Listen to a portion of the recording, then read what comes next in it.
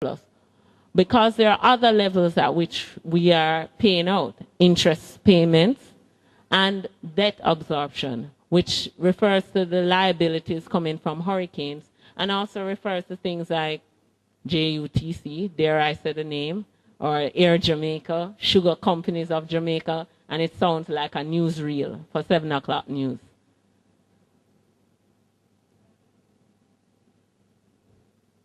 Now, we said, well, if we're going to talk about debt and to be know-it-alls and decide how you should address debt measure, then we should see which part of the debt is growing.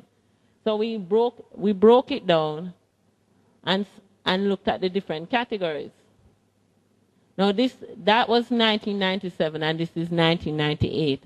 And we realized that the general trend had actually changed with this debt absorption part increasing, and it just continued for that entire period.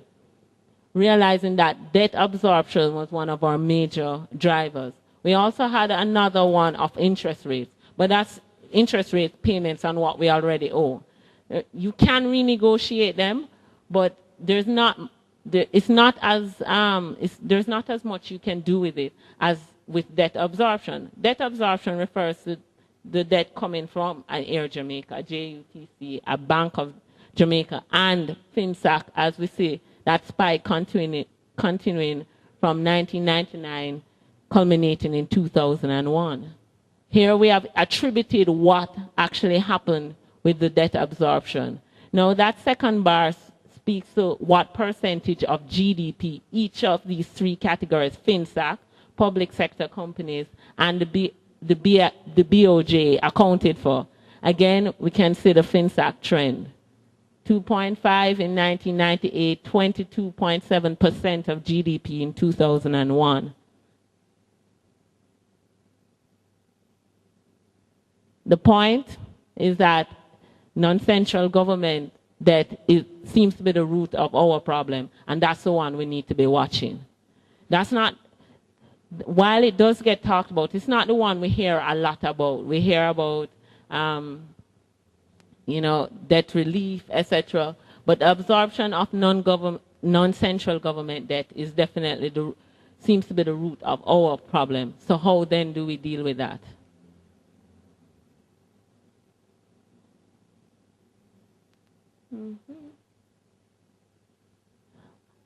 Now, to the average man, as I mentioned in my opening remarks, there was no, why is this important? Why do we even want to talk about this? Isn't this a government problem?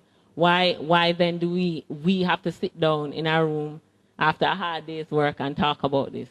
Because it affects us, not only in terms of us being a highly indebted country, but it affects the social indicators of this country. In the world, Jamaica is the 4th most indebted country. Actually, we actually have a lot of company in that category, with 14 Caribbean countries being in the top 30. But Jamaica alone, of the other Caribbean countries, is the one that's there for absorption of non-central government debt, while the others are there for fiscal slippage, basically, that they actually spend more than they earn. Our problem is particularly big in that the debt is 1.5 times GDP at a size of US $14 billion. Now, that means that even if everything we earned in 1 year was paid out to our creditors, we'd still be indebted. Now, I don't want to sound like a pessimist. There's always a way out of debt. But it's important for us to realize the seriousness of our situation. At this point in time, about 54% of what we earn yearly, or i.e. our national budget, is paid out in debt servicing. Now, I recently was in New York talking about debt relief. And number of experts from different countries sharing their experience of debt, from the prospect of illegitimate debt, i.e. debt under a dictator that wasn't used for the purposes for which it was borrowed, to middle incomes, highly indebted middle income countries, Jamaica, among other debt problems. And one of the things being pushed a lot is debt relief. Now, debt relief can help as per the Jubilee 2000 campaign, but we need to understand what are the implications for debt relief for us. When, again, I go to the personal example. When you go into a bank, borrow money, and then get debt relief, while you get relieved of the debt, it makes you less eligible for debt to borrow again because you have not paid back. So it is technically a default. Secondly, while debt relief will help us, debt relief as it stands right now by the international programs refers to debt that we borrow from multilaterals. I know you've heard this term bandied around, and talks about basically multinational development organizations.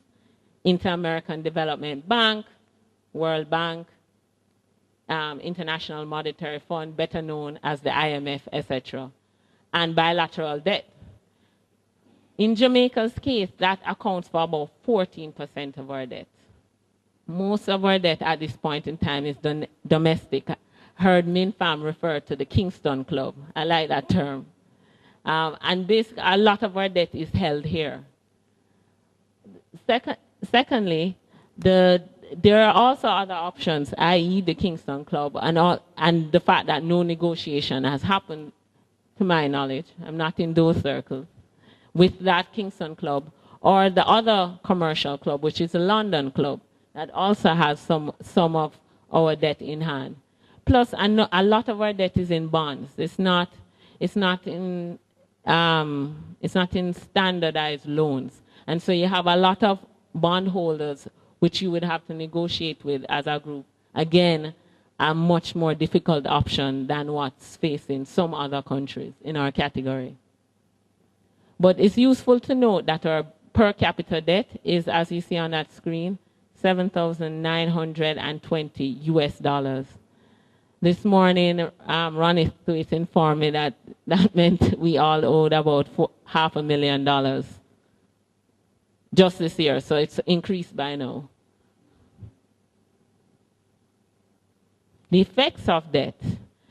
I had mentioned the economic effects of debt, but there are other effects of debt. One, the crowding out.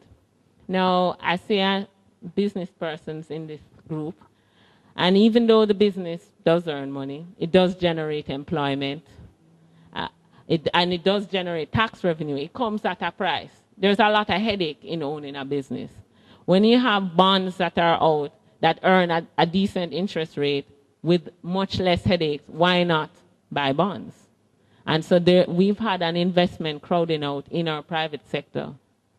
There's also the fact that with 54% of your budget going to paying and servicing debt, where's the money left for the social spending? Our newly quote-unquote crowned security minister is talking about the crime plan, etc. But the money for the crime plan is and has always been a problem. We know about this crime plan. It has been there for a while.